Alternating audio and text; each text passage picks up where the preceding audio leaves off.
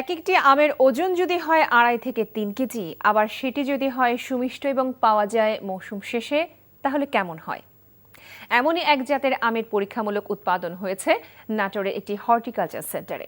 ভোক্তার চাহিদা মাথায় রেখে যেখানে চলছে নির্ভেজাল, সুমিষ্ট এবং দীর্ঘ সময় আমের স্বাদ ধরে রাখার নানা বৈজ্ঞানিক পন্থা।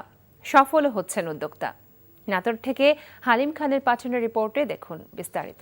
প্রথম দেখায় এটিকে ডাব বলে ভুল করতে পারেন কেউ কেউ। আসলে এটি নতুন জাতের একটি আম। নাটোর সদর উপজেলার আহমেদপুরে প্রায় 250 বিঘা জমির উপরে গড়ে তোলা কৃষি উদ্যোক্তা সেলিম রেজার এই হর্টিকালচার সেন্টারে রয়েছে দেশ বিদেশের প্রায় 150 প্রজাতির ফল। এর মধ্যে আমই রয়েছে 39 প্রজাতির। সম্প্রতি তার আমের তালিকায় যুক্ত হয়েছে 4টি বিশেষ প্রজাতির আম, যার একটিকে বিগ ম্যাঙ্গো বলা যায়।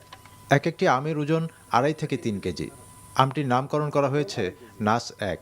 আকারে বিশাল, সুমিষ্ট এই আমটি পাওয়া যাবে মৌসুমের শেষ ভাগে, অর্থাৎ আগস্টের শেষ সপ্তাহে। আয়তন হচ্ছে 20 ইঞ্চি এবং লম্বার দিকে এটা 11 ইঞ্চি।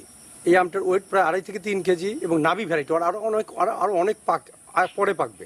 নাস 1, নাস 2, নাস 3, নাস 4 আমার এই দৃষ্টান্ত এগ্রো ফার্মের নার্সারি থেকে এবারে বাংলাদেশের জন্য নতুন আকর্ষণ। ব্যক্তি পর্যায়ে কৃষি উদ্যোক্তা থেকে শুরু করে অনেক শিক্ষার্থী আসেন এখানে হাতে কলমে শিখতে। অনেক লোক প্রশিক্ষণ দিতে আসে, বিভিন্ন